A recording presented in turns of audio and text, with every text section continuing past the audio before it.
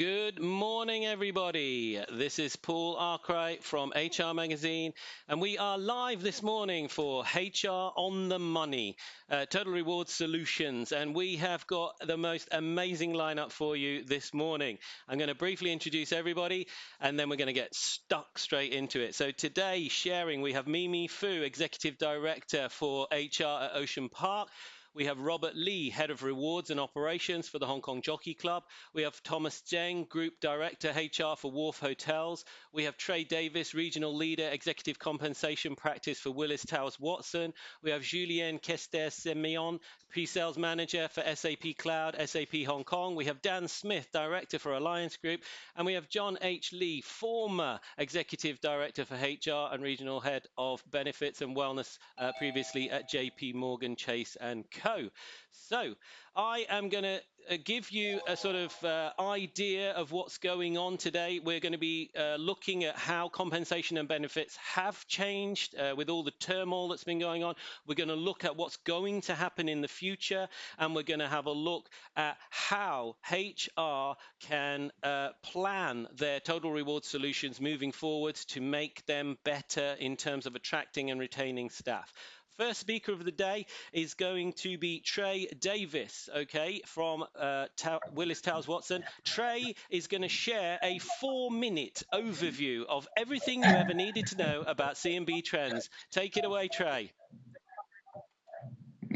Thanks, Paul. So I'm sure you've heard the idea that COVID has accelerated what had been a number of emerging trends over the past few years. These long-term trends include encouraging employees to work anywhere and at any time with the aid of technology. But the more progressive companies, and I think the companies that are more likely to be successful in the long run, are those that are thinking about human capital issues raised by COVID in a strategic and comprehensive fashion. So to put this into context, maybe it's helpful to talk about what we're seeing in the market. So first, and perhaps quite obvious, companies are making changes in their work policies, allowing employees to work from home or even other countries, to work at different times, putting more flexibility into their paid time off and annual leave policies. Companies are also emphasizing employee wellness, gym memberships, free COVID testing, better and improved access to mental health care and employee assistance programs. But the most successful companies are those that are thinking about these decisions not just as short-term necessities, which they often are, but really thinking about them within a long-term strategic context. So, for instance, in Hong Kong, we are now at peak employment. That is, the workforce is starting to contract and will do so for the foreseeable future. So Hong Kong companies need to be thinking about how their sources of talent will be changing and how they can ensure a reliable supply of quality talent in the years ahead. This means thinking about keeping older workers employed longer, using part-time and contract workers, consultants, talent platforms, and even AI. They're not thinking about how to recruit and retain traditional full-time, long tenure workers, which is what the HR function has traditionally been focused on. Instead, what they're thinking about is how to be flexible to get the tasks and the work done in the most efficient way possible. And accessing these non-traditional or differing sources of human capital means making the corporate culture more welcoming, more inclusive to ethnic minorities, to both genders, to non-binary genders, to LGBTQ employees, to people of differing ages and differing family circumstances. So one of the other things that we're seeing is companies looking to offer flexible pay and benefits packages that can meet the needs of multiple generations, from millennials to baby boomers, including new university grads, young families, older workers, and part-time workers. Given the complexity of managing workforces composed of different backgrounds and expectations, companies are spending a lot of time communicating to and listening to their employees. So we're working with several hotel chains in Hong Kong right now to think about how to redo or reimagine the traditional annual employee survey. These hotel chains are obviously under enormous financial and business pressures due to COVID, but they're investing in these new surveys because they understand employees contribute directly to the guest experience and business performance. Another example is a company making strategic direct decisions in the face of COVID is a client that is having to invest in new office space due to several leases coming due. The question from management was initially, can we cut costs by significantly reducing the size of our office footprint, understanding that we can get employees to work from home more?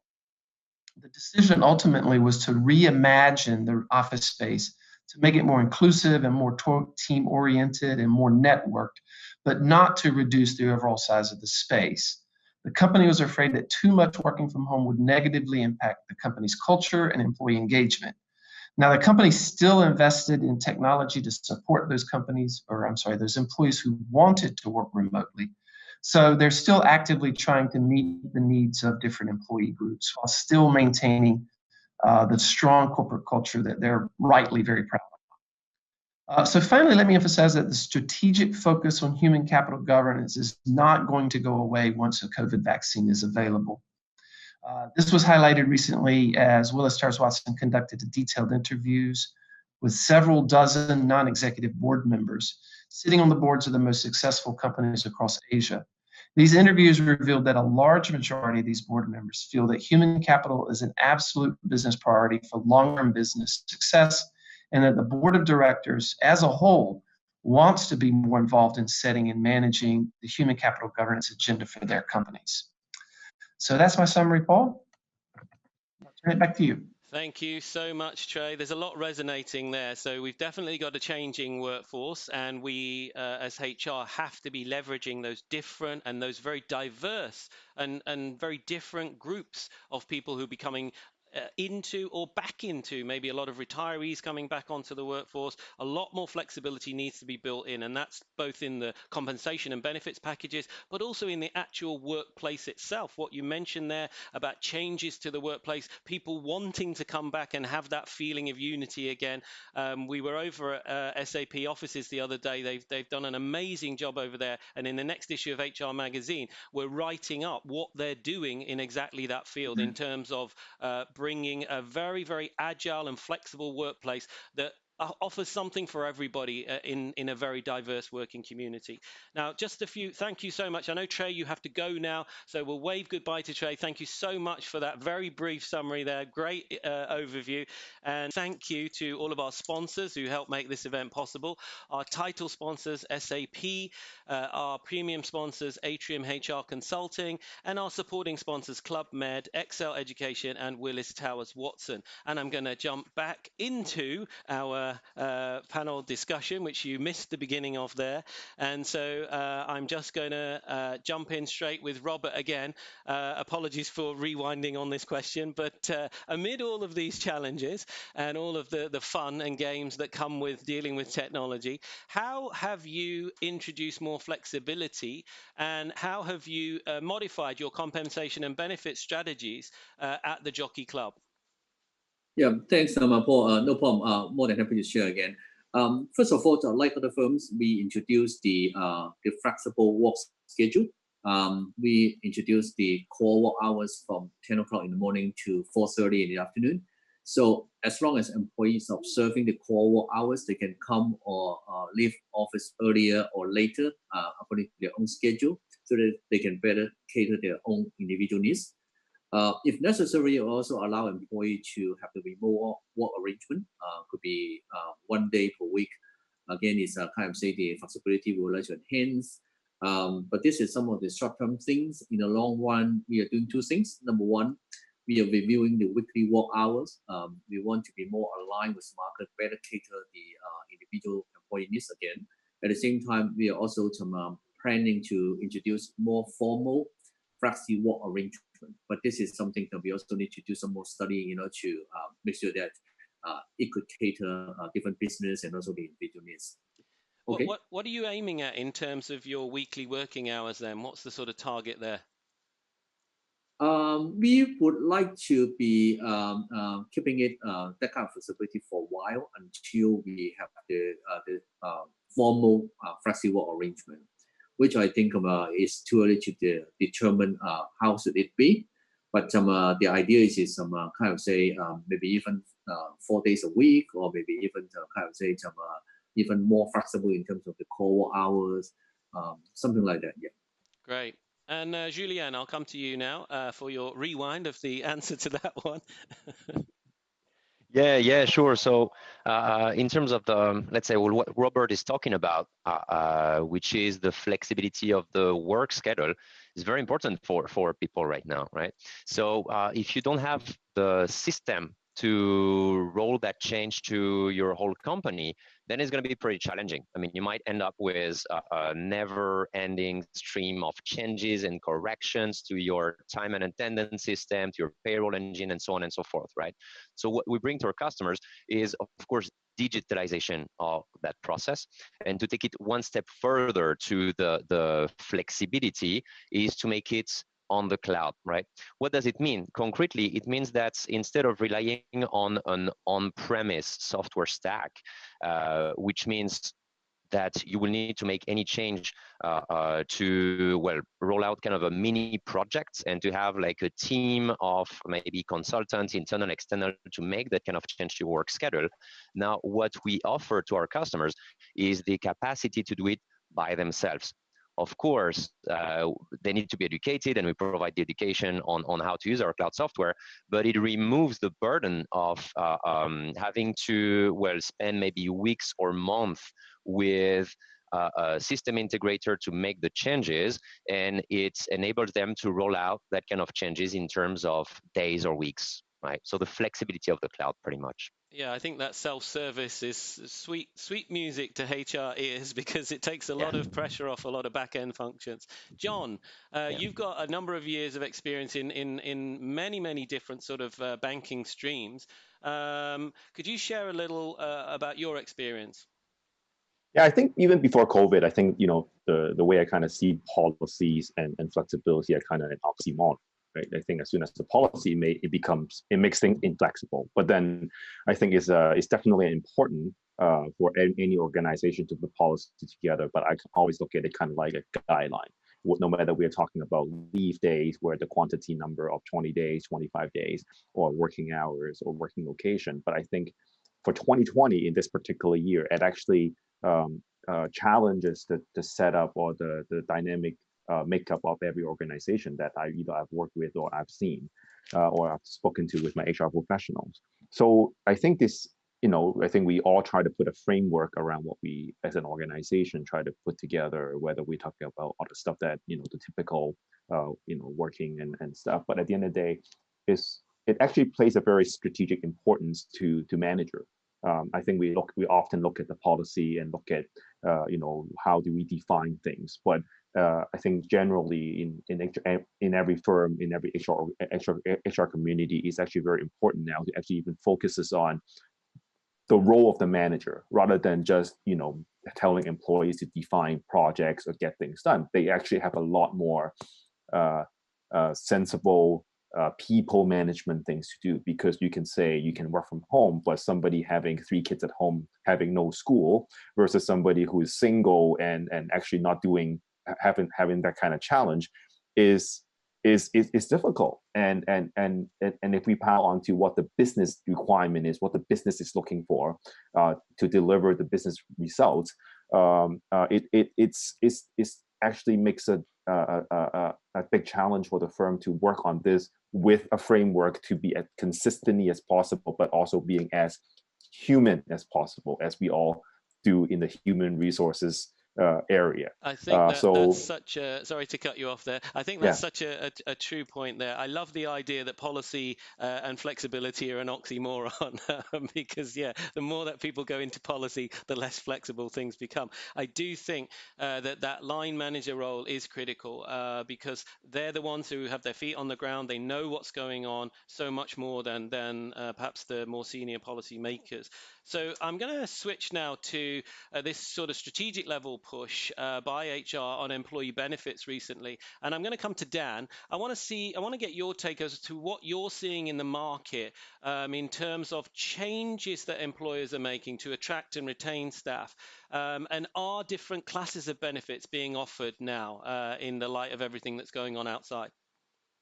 Oh, yeah. Good morning. Thank you, Paul. Morning, everybody. So Alliance and HR, HRmapac Consulting, but one of the things we've been saying is that well, the effects of COVID are not new. The effects of COVID on staff and companies are not new, because for a long time, employees have been talking about flexibility. Can they work at home?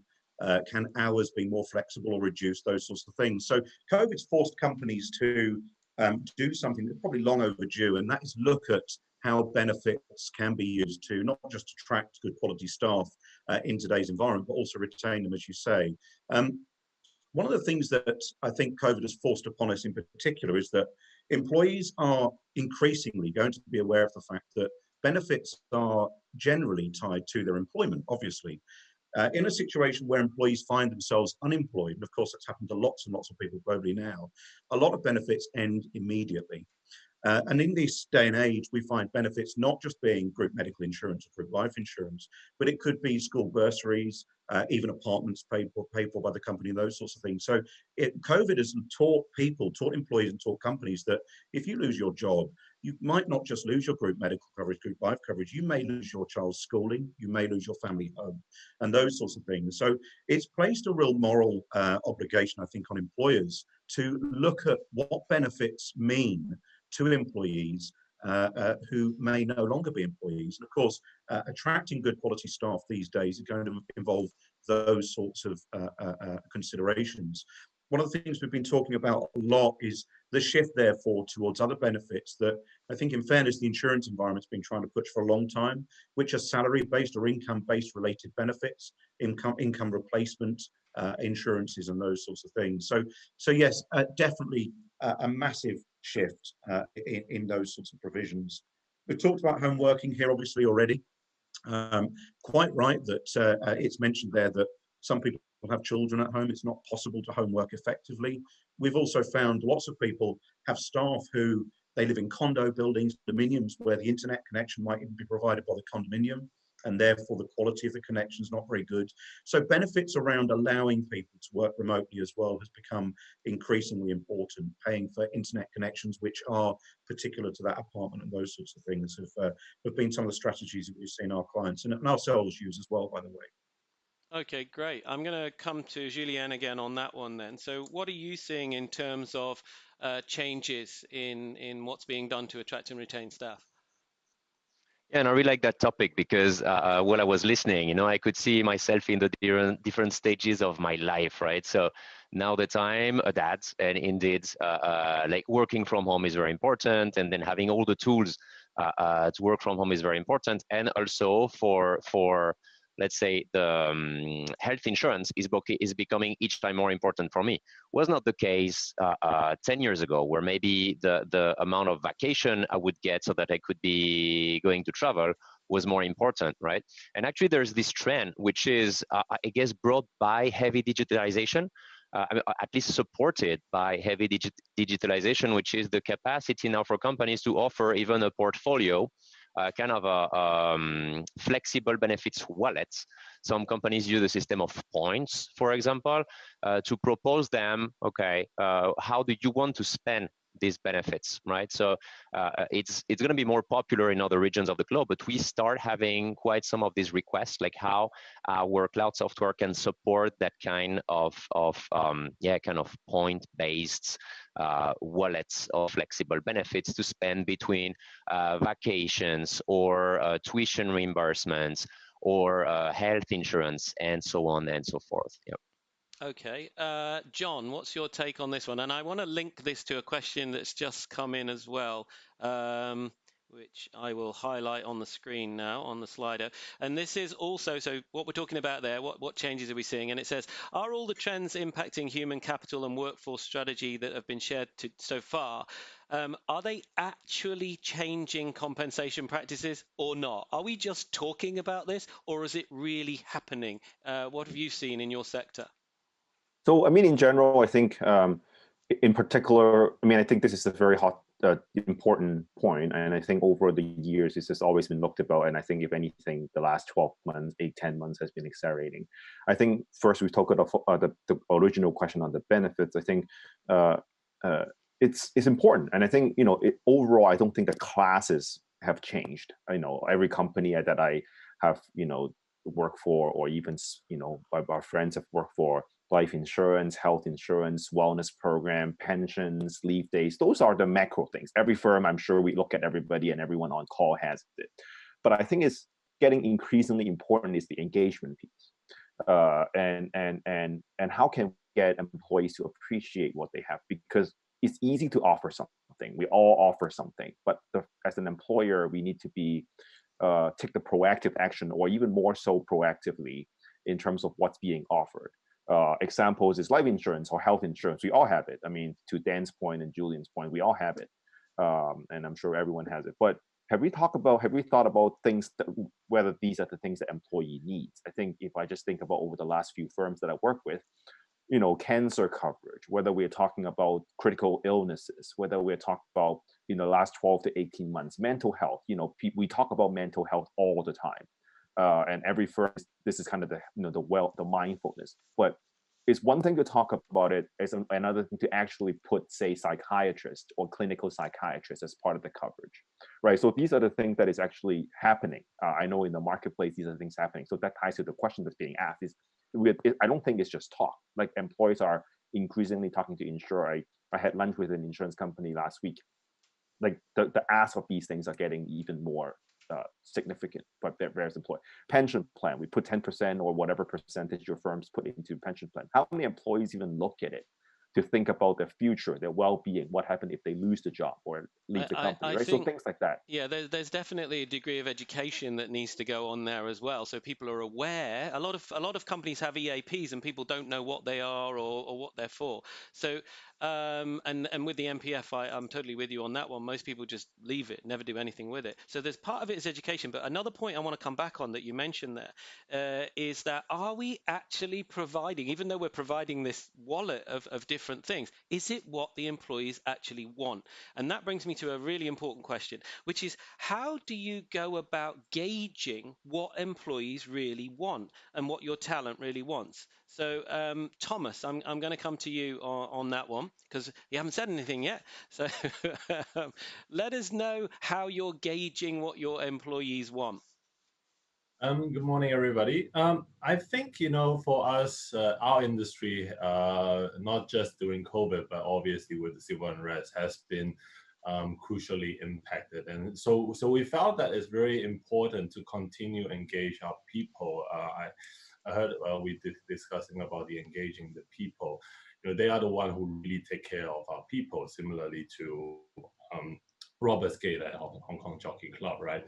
So, really what we do right now is, instead of just doing survey, we have this smaller focus group with different teams, and we constantly, because we manage hotels in Hong Kong, China, and the Philippines. So we basically having that additional communication and see how we can adjust the talent approach. And a lot of feedback actually comes back surprisingly, because people are saying that, especially in China nowadays, seeing that robust domestic demand that gives us the additional push. And the quality of the candidates also shifts, because they are asking people to more agile, adapt, and the ability to juggle multiple priorities. So I think that at the same time is crucial for our business while we are healing in tourism industry. That's something we also been collecting from the field so far, from our HR leaders, from our people, constantly. I think right now we move into digital lives of our platform. People do come into sharing their mind more openly. We believe in also very much transparency in this company. So that's how we actually been collecting people's voices nowadays. Yeah. Okay, well, Julien, I know you do a lot in terms of gauging that feedback. What would be your advice to HR in terms of helping to garner that communication, that feedback? Yeah, while Thomas was just talking about going further than surveys, right? And I think indeed it's a starting point for many companies. Now, the most important point is not only to listen, but then to take the decision based on that, and even to show to the employees that, well, it's a way to show the care, right? So if you survey, like many companies, like working on a kind of a cycling cyclic fashion, right? So to do a survey like once in a while, like every 3 months or every year, and maybe they're not gonna take any relevant action based on that, I think it's very frustrating for the employees, right? Now, when you use some of the technology which is available nowadays, which enables you to tie every moment of your employee's life cycle to the survey, and then based on this insight that you get, make the right decision. This is a totally different story. This is what's going to show real care, right? Like, show me that you care, and then show me the action that you're going to take based on that, right? So that's one thing that we equip quite some companies with, so to tie their HRIS with the experience management system for every single life event for their employees, which is one thing that is pretty popular.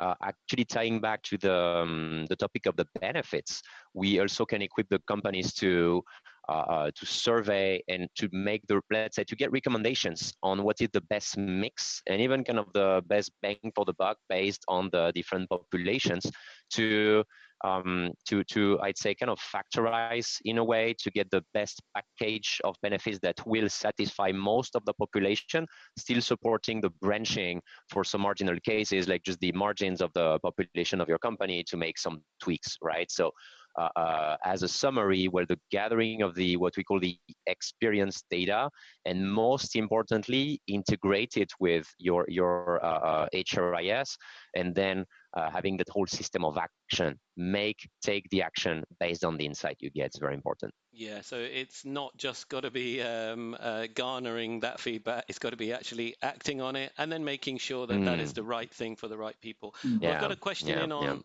Thank you. I've got a question in on Slido here for Robert. I'm going to come to you. It says, hi, Robert.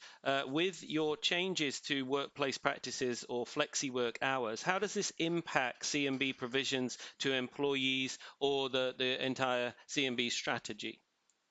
Right. I think basically we are making no change in terms of the CMB strategy.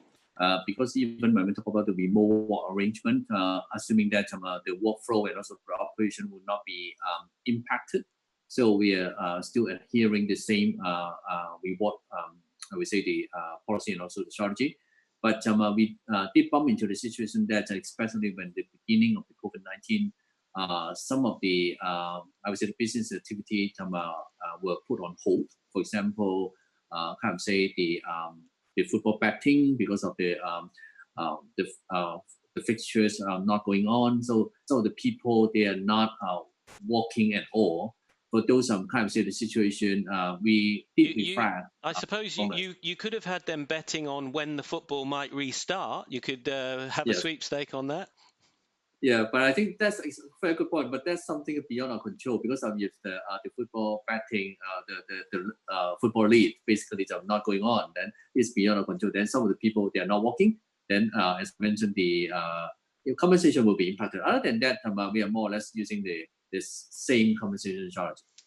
So I'm sorry to interrupt. I'm sorry. This is a really, really good question, and probably more poignant than lots and lots of people recognise. Lots of EB provisions are based on insurance packages. And one of the things that we are working on within HRMHR is how the change in working conditions may inadvertently affect an EB package. This is a really important point. Let me give an example.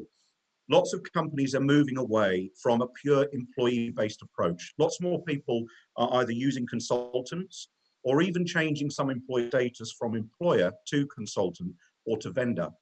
Lots of EB packages depend on employee censuses. They won't fund or insure consultants or self-employed vendors and those sorts of things. Let me give another example. Lots of insurance packages have what's called an actively at work provision, and it often requires a minimum number of working hours per week or per month. So quite inadvertently, without even realizing it, a change in working practice could force a change in employee benefits. And I really, really would recommend anybody who hasn't looked at this, looking at this subject, because we could very easily find employees in a situation where they think they've got a benefit, but in actual fact, when you look at it, they haven't. And speaking to a consultant, and this isn't a sales pitch, by the way, I don't know who yours is, speak to whoever you work with about this subject, because I would hate to see anybody thinking they've got life insurance when in actual fact they no longer fulfill the actively at work provision and they haven't got it anymore. That was a really good question from whoever put that forward. Thank you. Yep, I think that's an important point for HR to reach out to everybody and make sure that they do understand how the benefits are stacked and what is defined as still being on the payroll, whether they're actively employed or not. And on that note, I'm going to dig a bit deeper with you, Robert. I'm coming back to you again because this links to another question we've had, which is, hi, Paul, could we get some input from the panel on actual strategic changes that companies have implemented to compensations and benefits besides the simple dollar value stuff? And I know that you have had to deal with, like you mentioned, the closure of a large part of your business with the off-site betting centers and, like you mentioned, the football betting thing. So what practically have you done to help staff during that time, aside from the money? Yeah, I think first of all, we basically try to protect the employee safety. That's the utmost important. So with that, more we use the remote arrangement for actually 3 months, I would say, if I remember correctly. But definitely, I think the remote arrangement might not be appropriate, and also for some of the say the betting center people. So from that perspective, we also offer the income protection. So for those part-time employees, maybe cannabis center or maybe our betting off-course betting centers, they are not working. We still protect 50% of their income level, so that they can live with the situation. Now I think they're back to work. So I think that's something that's very important. Kind of say the employee safety, security, to ensure the well-being of the workforce. Yeah. Now, I know that part of your workforce has to work in China, in mainland of China. You've got the clubhouse and the facilities up in Guangzhou, and travel must be quite challenging at this time. How are you coping with that? Very good question. It's a $1 billion question because we are transporting the horse back and forth to China, to sustain the racing business. So for those driver and so traveling room, we have applied, which we got the exception, so that they can be traveling without observing the quarantine requirement. But for some of the people, they cannot come back. So that's why we also provided the hardship allowance for these people.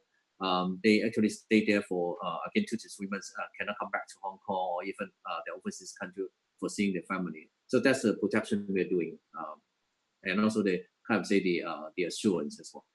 Okay, great. Thomas, I'm going to come to you now because you're also in a very challenging industry in the tourism sector, F&B sector, hotel sector. It's really, really tough. How are you dealing with staff who either aren't able to get to work or there is no work for them because hours were significantly reduced? Right.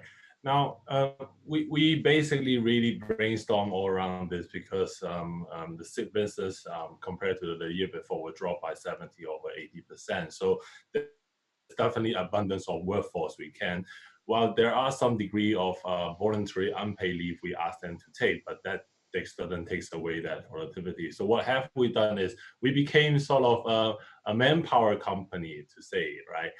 And because of that rising need in the town for example, cleaning services. So a lot of our cleaners who cannot clean rooms really being discussed with different companies or different else's to see if we have that opportunity to keep them on the payroll as well. So I think one thing I want to put out is transparency, right? People knows that the industry or the companies are in issue. You used to see people checking in, lining up, and so now all of a sudden overnight there's nobody. So people are also, how do you say, worried about their livelihood. What are the management dealing with it? How are they helping us?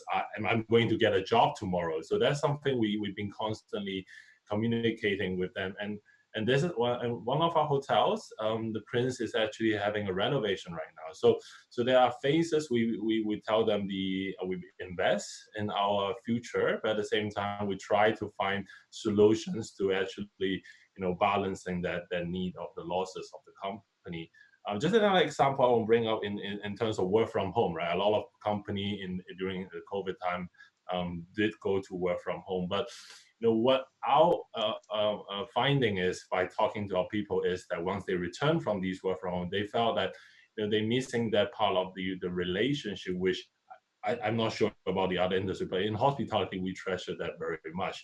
Those small talks, those lunch breaks, those tea breaks, even just a small catch up in the office. So that's something we also take in mind, that we're not going full force and that flexibility and work from home, and then we're enforcing that, saying, hey, this is something you need to take, because as mentioned earlier by, I remember it should be by then, and also Julian saying that, there are challenges from people who are working away remotely, and we have to face that for sure, to make sure that they actually stay engaged, and otherwise they will feel, okay, I might still. I think that's across all sectors, that people are missing that interaction. That's one of the sort of mental health challenges that's come out of all of this, that people feel isolated. But in terms of flexibility for things like annual leave, for potential quarantine, if people are moving around between different sectors, between different areas, how are you providing greater flexibility in those regards? I'll come to John first on that one. Yeah, I think mobility is always an interesting area. I think if you talk to any HR professionals, at least the ones I talk to, it's always something tricky, because it's not a single mold fit all. In our organization, whether we talk about larger ones or smaller ones, there's always a focus on how to do it right, because it's a lot of individualization that needs to be handled. So I think overall, due to the quarantine, due to the travel bubble, due to all the stuff that are happening, it actually puts a lot of business focus on whether one, whether the person needs to travel overseas, and then on the other hand, once they do it, how do we arrange to make sure that whether during quarantine or whatnot, what can be done. Now, however, it also put a lot of more different focuses within HR to think about what needs to be carefully considered. Things that we, as different HR professional always think about, but more important now than ever is the tax, the visa, as in the business visa, and the COVID testing and out, because different jurisdiction, different country has different rules in terms of when it would trigger the tax on a local and foreign basis. So I think overall, from that perspective, I think is that. Now, in terms of annual leave, I think overall is similar to what we talked about, policies there for every organization, but I think the need to be flexible about it, to make sure that what needs to be done, what is personal, and how do we balance work now that everyone can and is working more remotely. Well, I guess it's really important to look after employees in terms of their mental health, because if they're feeling challenged, then they need to take more time, or they want to take less time because they need the financial resources. Everyone will be in a different situation. In terms of the Jockey Club, Robert, what are you doing you say you've got staff moving between mainland China and Hong Kong. What are you doing to help with the quarantine period that must ensue from those staff moving across the border? Yeah, I think it's more than that, Paul, to be honest. We just introduced a new policy because we noticed that some of the people, especially if they have the family in overseas locations, maybe the last visit was talking about even January this year. So it's been quite a long time they're away from their family. So we just launched a new policy to help the employee if related to family reunion. We will provide a paid leave if they are going to the overseas country. Maybe they need to observe the 2 weeks quarantine. So it's on paid leave basis. At the same time, if they need to have the quarantine in the hotels, we also paid hotel expenses as well, so that they can have the cost-free by doing so. Although they still need to observe the quarantine, at least from the financially, from the psychologically, it's feeling better. More than that, when they are coming back to Hong Kong, as you know, from today onward, interestingly, all the people are returning to Hong Kong, I think except China Republic. They need to observe the hotel quarantine. Then the hotel quarantine expenses will also be paid by the club as well, jockey club, I mean. At the same time, they are also under the 14-day paid leave. So that from that perspective, you notice that the club is trying to do our best, you know, to help out the quarantine, the family situation. So this is something definitely I would say will help. Yeah. Yeah, and that if you put them up in Wharf, then that'll help Thomas as well, because he's have a bit more business then with the people coming back from overseas. Sure. I will Robert for sure after this. So, Julien, I know you want to share something in terms of peer rewards. Is another thing that might be looked at this time. Yeah. And first of all, I mean, I'm amazed to hear all of that. That's so nice to hear companies so employee centric. And yeah, so peer awards. So tying back to what Thomas was talking about in terms of the interaction between people, right? I mean, that coffee break, that team lunch, that can be work related or not, right? But at the end of the day, there is this very important need, which is this, I'd say we're social animals, right? So this need for belonging and significance, right? Which is not taken care of by regular compensation, right? I mean, when we talk about like salary, maybe bonuses, I mean, just purely like regular compensation components, then we go kind of lower in the Maslow pyramid of needs, right? It's mostly survival and maybe a bit more. But then when you put that into, let's say, when you can try and add some more components, which is the peer-to-peer awards, you manage not only to tackle that compensation piece, it is also this belonging and significance, right? Think about, and that's what we are doing internally. I mean, I know that SAP as a high-tech company, we always adopt the change pretty fast. And we saw that equipping actually, well, all the workforce to be able to say from thank you to a few hundreds or maybe 1,000 honkies thank you award to your peers, so people who are not part of your team, is not only extremely motivating for people, but it's also is a long-term, it's even a better usage of money, right? Maybe these employees who feel recognition, it's good for them.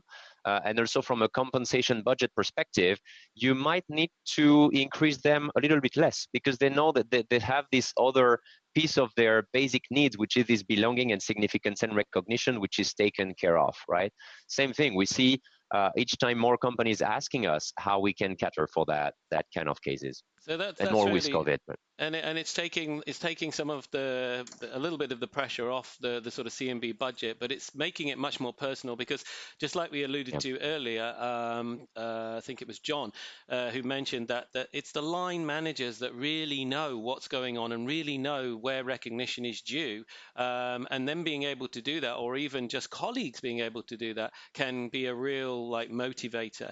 Now, talking about motivation and talking about sort of mental health, I think the last question we'll come on to for our panel today is the one I'm highlighting now, which is to what extent do you see employee wellness being incorporated into the scope of benefits? I mean, we think about salary-based benefits a lot, but what about that issue if people are critically ill, if they lose their job, what happens then to them if they're not sort of able to work anymore? I'm going to come to Dan first on that one. Sure, thanks, Paul. Yeah, I mean, focusing. I mean, this is a question that focuses around EAP. It's really interesting. Earlier on, the topic about how do we give employees the benefits that they want. In our experience, the one benefit that all employees want is more salary. And in actual fact, it's not until they understand the value of other benefits that they really start to want it and understand it. So talking about what you're talking about, the mental health and the link there to employee assistance services is really, really key. Having good quality,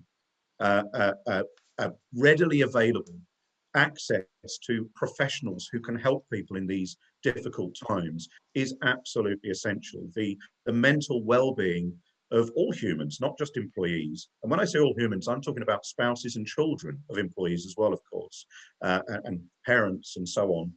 And is really, maybe pets as well. and pets, is absolutely key to getting the best out of them, definitely, in terms of their contribution, not just towards the operations of the company, but exactly to what Julian was talking about there. A happy person is far more likely to say thank you, please, to their peers and promote that real peer review kind of cycle that we're talking about. So the access to good quality EAP services and professionals who can help to manage people's kind of state of mind in these very, very difficult circumstances is key. It's always been key, by the way. Again, I come back to what I said before. COVID is just forcing us to learn this much, much more quickly. The reality is we've always needed to care about people's state of mind and their mental well-being. COVID, good for it, has shown us that we must. Well, thank you for that, Dan. Resonates with all of us, I think. And I'm just going to run through everybody very quickly now, because this is an important part of the sort of total rewards package. I want to know, do you have an EAP? And what would be your 20-second advice to HR in what they should focus on when they're thinking about redesigning or adapting their EAPs or rebranding them, whatever it is, to make them more useful and get more leverage out of them? So John, I'll come to you first. 20 seconds. All my organization before have EAP. I think the focus for the next while for employees really is just to listen to the employees, filter out the noises the last 10 months, listen to what the employees have need and prepare the right things that people want. Okay, great. Robert? Yeah, I think that's the right question because we are reviewing our EAP actually. So I think listening to the employee is very important. That's what we have been doing, whether it's from the CEO blog, maybe from the TG, from the social media, but listening. Yeah, I think that's more important. What are they telling you, Robert? Very diverse. Some probably will be talking about better removal arrangements. Some could be talking about more annual leave, and also some talking about to continue the taxi reimbursement during the difficult situation. But I think the more important is after listening all the feedback, we need to strategize and also maybe to reshuffle a little bit to be more tailor-made to the employee well-being benefits. To be honest, in the past we were more passive, but now I think it's time to be more proactive. Okay, great, thank you. Thomas, Thanks. What are you doing, and what's your advice with your EAP in 20 seconds? Not necessarily we're having a formal EAP right now, but we are looking into giving some flexibility for those who wanted this, right? And for those, I think really from us is about educating. What is this about? I think a lot of us in our company especially doesn't know what EAP means and what benefit can it bring. So first, I think it's really about educating them. Then we're going to provide flexible benefit to them for those who really felt they need it. Something also, not everybody aware. Maybe after that education, they will feel, oh, maybe that symptom or that situation is similar to what I was experiencing. Yeah. Okay, Julien.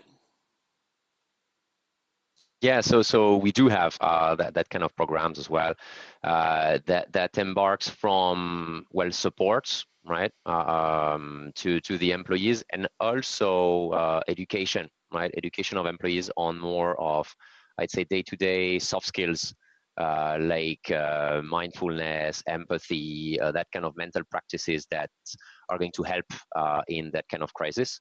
And I would say recommendation for the companies is, I'd say, not to underestimate the value that it can bring to indeed listen, but also to act upon the decision that you're going to take based on this listening, right? So having a system of empathy, as I like to call them, can bring quite some value, and I'd say is becoming each time more and more critical. Yeah.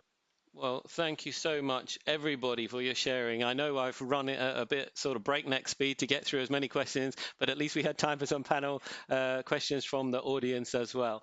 So I'm going to say a quick thank you to Robert, Thomas, Julien, Dan, and John for joining us on the panel. We're going to say goodbye to them, so thank you so much. A virtual wave and round of applause for everybody there. I can hear everybody cheering out there. And then we'll look forward to the write-up in HR Magazine again for your key sharings there as well. What we're going to do next on the live stream now, really interesting interview here with Mimi Fu, Executive Director for HR at Ocean Park. They're having a very challenging time, like everybody. And I got down with her and really dug deep as to what she was doing in terms of helping staff during this period, HR policies during this period, and where compensation and benefits had gone.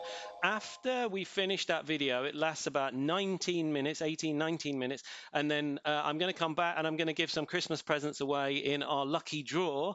But a quick thank you to all of our sponsors before we go to that video. So there's our title sponsors, SAP, our premium sponsors, Atrium HR Consulting, and our supporting sponsors, Club Med, Excel Education, and Willis Towers Watson. We are going to see you, I'm going to see you back here in about 18 minutes and watch this amazing interview with Mimi Fu. So roll VT. Good morning, everybody. Today I am joined by Mimi Fu, Executive Director for HR at Ocean Park, Hong Kong. Thank you so much for coming in to the beautiful offices of SAP where we are today. And the first thing I want to sort of jump straight in here. We all know this has been an incredibly challenging year, probably one of the most difficult on history, and in particular for the tourism sector. So I want to ask you, with that so hard hit, can you share a little bit about the sort of impact that's had at Ocean Park? That is correct. We have been hit hard, like really hard by this pandemic. And if you think back prior to that, back in June, there were overall sentiments against the mainland Chinese and then the social movement. So ever since then, we were experiencing the decreasing number of tourists coming to Hong Kong all over the world, not just China. So, the whole issue, pandemic, of course, is a global issue. Not only is the pandemic hitting us hard, it's hitting entire Hong Kong across the globe. Every industry, I believe. And what do you think was most heavily impacted in terms of the operations, in terms of morale? What was it that really took a hit? The park was closed majority of the time ever since January the 26th of January 2020. So basically we were closed throughout the entire time, Q1 and quarter one and quarter two of the 2020. Obviously, we've never had this type of catastrophic disaster ever in the history of Ocean Park. We had, besides the pandemic, we have financial issues. We were constantly under attack by the media, and the morale was really low. But on the other hand, it's quite interesting that when you hit the very dark side of the valley, often you see lights. It all boils down to communication, I think, as simple as that. Even though by telling the employees that we don't know what's going to happen, we don't know how things are going to turn out, because nobody knew. And it's a global thing, and just beyond our control, and control the controllable was one of the motto that we were using a lot back then, and we just have to deal with what we had.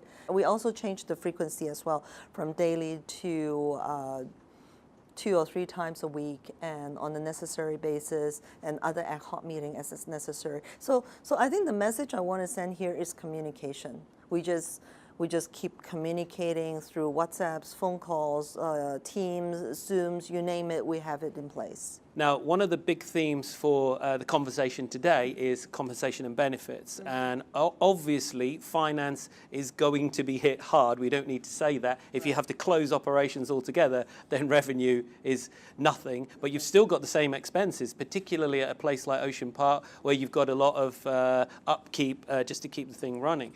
So how have you changed your comp and ben strategy in order to adapt to this? Now, speaking of compensation and benefit, the biggest components obviously are the salaries and the wages and the other fringe benefits that require monetary resources. So for us, the changes with our CMB involve no pay leaves and salary reductions. And I just cannot say thank you enough to our really loyal and faithful employees. We got 99.8% consent on the first round of no pay leave. Basically, they were all supported. The 0.2% left the company. They submitted their resignation and decided to leave. How did you kind of present that and package that to people? Did you leave it up to them with some degree of flexibility for what and when they should take it, or you said it was a blanket decision for everybody? Or? We had high-level communication that was being decided by the board because we are a public body, so a lot of decisions were driven by the board. And because of the government funding, a lot of decisions were actually derived from the government directly. So that was being directed. So basically the management team responsibilities were to execute it. So what we did was, as I mentioned, every day we had that management meeting with the CEO, CFO, and the executive team members. So we discussed and how we're gonna massage the message to the best extent we can. So instead of just issue a hot cold message from HR that, you know, no pay leave is on, please sign this, we asked the senior management team to communicate with a direct report, which is the department heads, and the department head communicate with the supervisor, virtual or face-to-face, and to massage the message. And then turn out June, July, we managed to open the park again. Unfortunately, we had to close again. So we have to go through second round of salary reductions, which is, we're still under salary reduction at the moment. The salary reduction was started in September until December. So I have to be honest, we have lost some high-performing people as well. However, it wasn't that difficult to replace because of the job market at the moment. There are quite a lot of CV coming in. That's a really tough message to have to massage, to say that you're going on unpaid leave indefinitely, but we hope to get it back on stream in July. And you got 99.8% of people to sign up to that. So that speaks volumes, I think, for the relationship that HR and the line managers have with the team at Ocean Park. Oh, you cannot believe. I've got employees actually came to me, you know, I just broke in my tears after hearing what he said to me, that he thanked the company for keeping the job for him because his wife lost his job and his kids couldn't go to school. So basically, and they were stuck at home. So he was so blessed. He felt so lucky that he still got a job. So other than the salary reductions and the unpaid leave, was there anything new that you did in terms of support and help for the staff during that time? We did over maybe 60 to 70 different campaigns, anything from putting a music video together involving the staff and saying encouraging words and to each other from that perspective, distributing sponsor items from our suppliers to staff and giving free dessert, free meals, and campaigns like that they can put together creative videos when they're working at home and when they're doing, because we also have essential staff. So these essential staffs are actually risking their lives to come to work every day. For example, the animal keepers, the lab people, the LSS, the life support system, the engineers, the technicians, security staff. These people are coming to work every day regardless of what's going on. And that was part of the employment agreement signed prior to any pandemic supersede.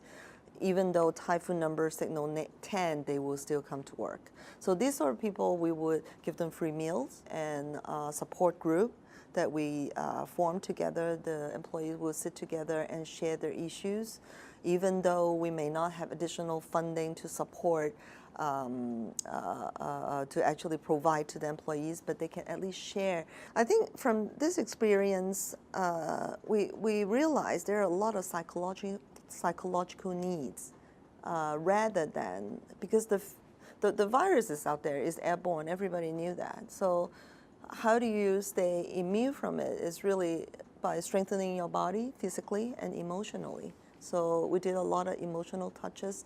And as you mentioned, the relationship is very good between the management and employees, and partly because a lot of people worked there for a very long time. At the beginning of the pandemic, while we were still planning things, we didn't do a lot of those. But once we put our act together, once we got the messages together, cleared the no pay leave, we started rolling out at one point maybe 3 or 4 different campaigns per week. Pretty frequent. It could be just a flash mob, like people were dancing and singing at the park because there's nobody in the park. And I don't know whether you pick up from the news, there were yoga classes that actually came up from the staff because staff was doing yoga inside the park, and we realized that's such a good idea, we should be selling this to our customers.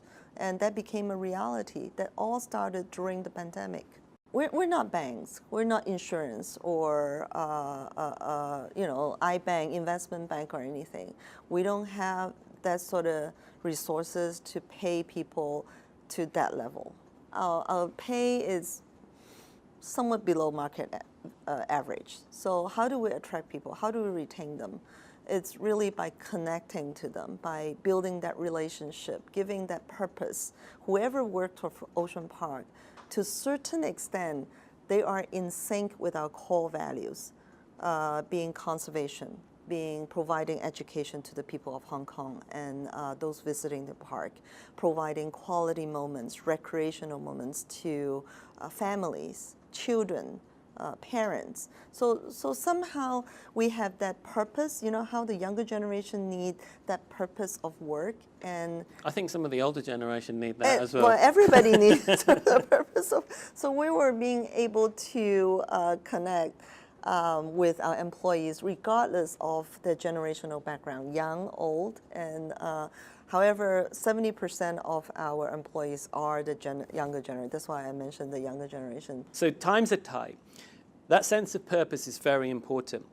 What would be your advice to organizations about creating that sense of purpose, or nurturing that sense of purpose, or promoting and marketing that sense of purpose? How should they go about doing that? Because they can't all have a collection, a menagerie of animals there. They can't be organically, that's a tough one. Well, I think often people would as I mentioned earlier, when you look at compensation and benefit, they will immediately jump into the salary and wages and fringe benefits. Those are the monetary. Often people neglect the intangible side, and people neglect that for reasons, because these are the things that people don't want to think about. It's too hard, it's too difficult. And my HR colleagues would say to me, not my HR colleagues in Ocean Park, but outside associate would say to me things like, I'm just HR, you know, I'm just looking after the payroll and training and the other stuff. Why do I care so much about the psychological aspect or the emotional connection of the employees? That's not my job. That is your job, I would say to them, because if you want to keep your people around, if you want to keep your turnover rate low, and if you truly, truly want to be a strategic partner for your organization, that is your job. If I had to demonstrate the ROI to the senior management who's only looking at the numbers, I would show them the turnover costs, recruitment costs you, training costs you. The amount of losing or replacing a talent is like 6 or 8 times higher than keeping that person in place. And especially when you're having a newcomer who doesn't know the culture, who may not fit into the company, and that takes extra effort, and that might even spoil the existing harmonious culture as well. So that is something that I would put together. And I think having that confidence to truly become a strategic, not just from the lip services, but truly having that confidence is important, because a lot of time HR may not climb up to that table to be able to share their perspectives, and nobody even cares about, because traditional HR, as I mentioned, are just supporting roles. So let's switch gears now. Let's talk about use of technology. And I mean, that can have an impact right across the organization, from compensation and benefits. We've touched upon learning and development. Of course, that's how I knew you initially from your role of L&D. But in the whole aspect of performance management and talent development, how are you leveraging technology at Ocean Park? Nearly 10 years ago, we had SAP ERP that basically connect the entire organization, because back then we were very siloed. The decisions were very decentralized, made by the respective division or department.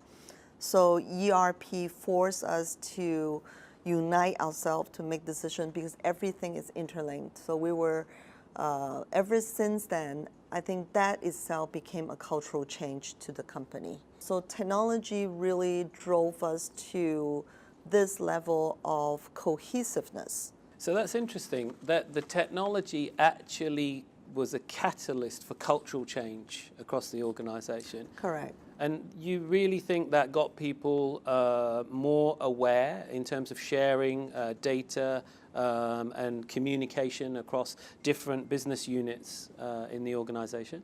Correct, I think so.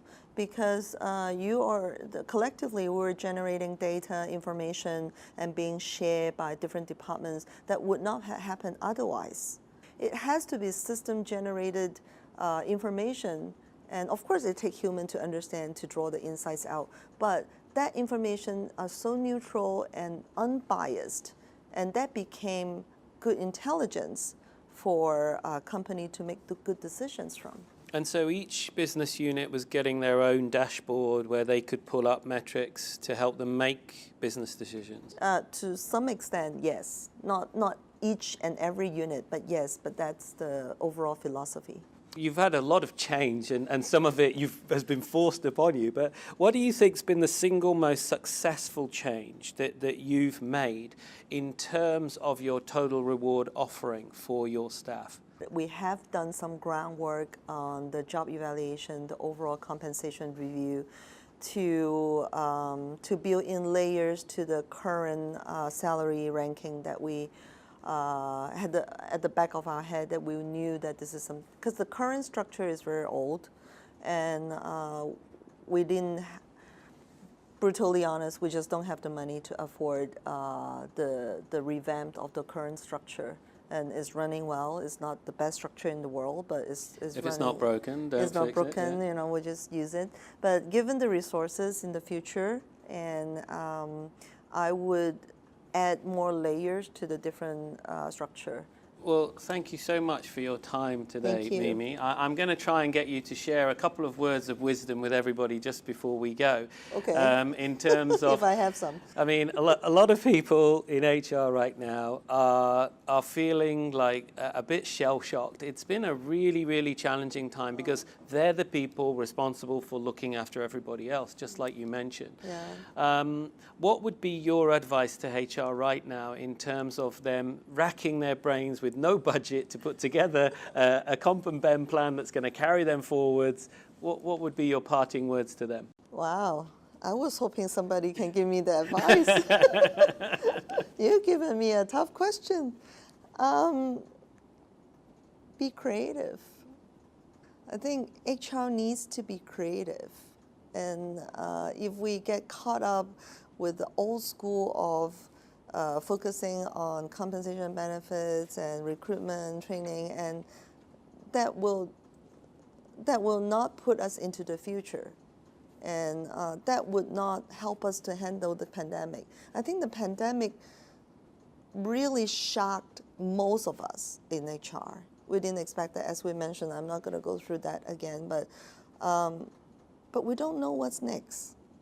And creativity is the only thing that can take us through the next journey, because we don't know what that is.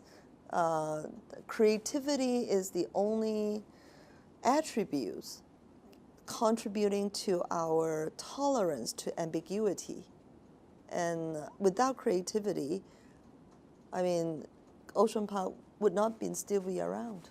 I think that alludes back to what you said earlier, that with that creativity comes that level of innovation. So you have those new things like your yoga classes that were born out of staff at the center, and that level of innovation means the company's more agile, which means that you can do more of the controlling the uncontrollable, like you mentioned earlier. Exactly, exactly. Well, thank you so much, Mimi Fu, Executive HR Director for Ocean Park, for joining us today.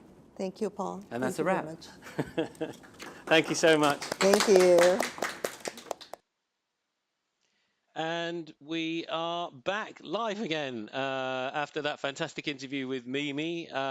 Thank you. A final thank you to all of our sponsors today, for our title sponsors, SAP, for our premium sponsors, Atrium HR Consulting, and for our supporting sponsors, Club Med, Excel Education, and Willis Towers Watson. Thank you to all of our speakers who've shared so much of your insight today. It's been really interesting. And I think that idea of being creative that Mimi mentioned in the interview there, the idea of being flexible, the idea of being agile, but the idea of not just listening to what employees want, because that's important, but it's also that you then need to action that and make sure that you're actually following through with that, with those creative ideas for compensation and benefits. And it's certainly not just about the money. There are many, many things that we've heard today that can help employees, be that an extended EAP, be that critical illness insurance or insurance in case they lose their job, be that pat on the back that Julienne was talking about, where you use peer reward systems to give that recognition, and a whole host of other things in terms of flexibility around working schedules, in terms of annual leave being able to be carried forward, in terms of additional understanding with quarantine periods, and perhaps providing assistance with that financially too. So tons and tons of ideas there. I'm just going to leave us today with a quick thank you to everybody who's watching now, and just some little, not much, but just a little thing for Christmas. These are a set of books that we published. They're children's books, actually. They're nothing to do with HR. I'll just kind of get that on the screen. So this one, they're by a local author called Stu Pryke, who I know from the Yacht Club over here. So they're absolutely brilliant. Beautiful stories, really interesting illustrations, lots of little things for the kids in there as well. So the first one here, The Boy with the Tiger's Heart, that will be going to Rosita Chan, VP Global Rewards and HR Shared Services for PCCW. Congratulations, virtual round of applause there for Rosita. You have won The Boy with the Tiger's Heart. The second prize, my personal favorite one with my kids, is the Mermaid's Purse. Okay, and these are all environmental stories, you might have guessed. Okay, and so this one is going to Alice Leung. She is VP People and Development for Ralph Lauren Asia Pacific Limited. Congratulations, Alice. That one's coming over to you in the post. And the third prize is called Rhino in the Air. And this one, a bit of a sad story, this one, but the good environmental message in there. And this one is going to Doreen Chu. She is VP Global HR for Bureau Veritas Hong Kong. So congratulations, Doreen. Thank you for watching. And this one's coming over to you. And our grand prize is actually the box set. So this is all three of those stories with the foreword by David Attenborough. And this grand prize here, this brilliant Christmas present for someone you know who's got kids, this is In the Shade of the Sun, is going to Gloria Pang. She is HR Manager for Nanfeng Development Limited. So congratulations, Gloria. You'll be getting that in the post very soon.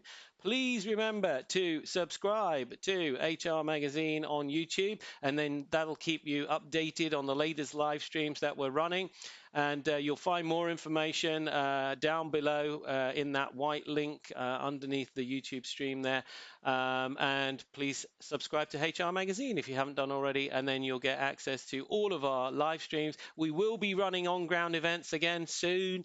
Not quite sure when, but it will happen soon. I'm actually off to hear Thomas's boss speak now, I think, on the challenges stages of the crisis at the wharf. So I'm going to rush off to that now. I'll be there in a few minutes. I'm coming on the motorbike. Thanks everybody for listening. Have a great week and a weekend ahead, and we'll see you for the next installment of HR Magazine Live. Thanks and goodbye.